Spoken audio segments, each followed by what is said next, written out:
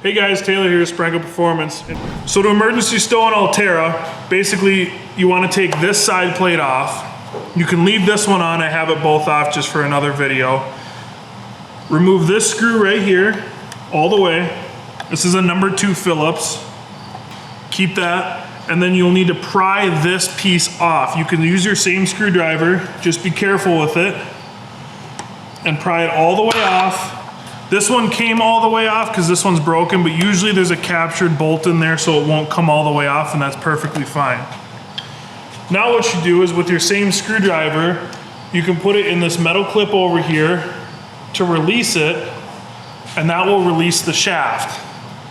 Once that's released, you can pull up on this metal bar down here, and that will bring the motor back. The motor is now loose, and you can stow it and then secure it with the supplied strap that came with the Ulterra. So now what we're gonna do is we're gonna reset this motor. I'm gonna show you the steps that I normally do. So this motor has the tilt released and the trim housing released. I have it secured on my bench, so the first thing I'm gonna do is I'm gonna slide the motor down, just like this, and I'm gonna spin this until it locks in. Once it falls in, pull this lever back, and the motor will lock in the rest of the way. Check that, just give it a quick pull up. Another thing is, this usually won't line up when it comes in because of the force that it pushes down on, so we're gonna address that later. So now what I'm gonna do is I'm gonna apply power to the motor. I'm gonna turn the motor on, but what I'm gonna do is I'm gonna press and hold the power switch. And when I do that, you'll see a sequence of lights. The light will turn red, then it'll flash green, and that indicates that the trim housing has paired to the control board. So we've got green, we got a red flash, and now we're flashing green, so that means we're paired. Now at this time, what I do is I remove power from the motor, I turn the motor back on, I turn this on again. So now what I'm gonna do is, even though it's in this position, I have some room to work, I'm gonna reset the trim position. So I'm gonna hit this power button 3 times. The motor is gonna turn, it's gonna go up, and it's gonna come right back down. So now I'm at the point where I need to get the motor onto the trim lever. So how I'm gonna do that is I'm going to hit stow on the motor. Once it gets to there, I'm gonna stop with this cam right here, straight up and down. So now what we're gonna do is we're gonna connect the motor to the tilt arm. Again, this will be on your tilt arm assembly, but for demonstration purposes, mine is all the way off. You're gonna reach under and unlatch the motor. Bring it up so it lines up. These are a little tough to get on. So what I do is I get it on most of the way that I can. And now in this situation, you can deploy the motor or stow the motor. So should the motor not orientate itself, follow the instructions on how to orientate the motor, which we'll link up here.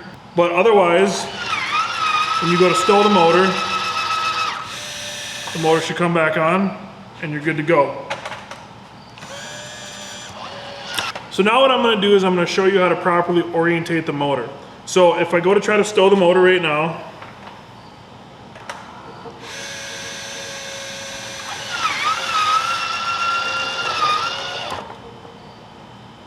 obviously something's wrong, right? So now what I'm gonna do is I'm gonna show you how to orientate the motor properly. So if you go to do your trim reset like this, and the motor comes up, and it's not at a proper orientation to the ramps, the motor doesn't know where it needs to be. So how you do that is you're going to hit stow, and when the motor gets to the point where it's laid down, you're gonna pause, which is just hitting the pause button or hitting the stow button again once. So now the motor is laying like this. So what you're gonna do is you're gonna remove power from the motor just by pushing the power button off, spin the motor to where it needs to be. The motors have a little bit of play in it, so I like to kind of find a nice common ground right in the middle. Turn the motor back on, and now it's gonna remember that as its stow orientation. So the first time you hit it is gonna deploy, but if you stow it, it'll come right back up and it'll sit on the ramps perfectly. So the final thing that you're gonna need to do after you do the reset is you're going to need to put the screw back in this. I like to take a small hammer and just give it a light tap, just to make sure it's down all the way, and then simply insert your screw. The screw should go in all the way. And that's it. And then all you have left is put the side plates on. The motor should be working just fine. Check for functionality. I recommend checking for functionality on the water. A lot of boat trailers won't allow the motor to go down all the way. In fact, we see that a lot where people accidentally deploy the motor on their boat trailer and the motor will stop and jam itself. So test it on the water, make sure that the motor goes down, everything's working, we have prop function. I'm gonna go back and I'm gonna stow the motor, and everything's working the way it should. So thanks for watching, guys. I hope that helped a little bit. Again, if you don't feel comfortable doing that, any service center should be more than happy to help you. This video is basically just to help somebody who's maybe on a trip somewhere, doesn't have a service center near them. If something weird happens and you can fix it on the water and keep fishing, that's what we hope for. Thanks for watching.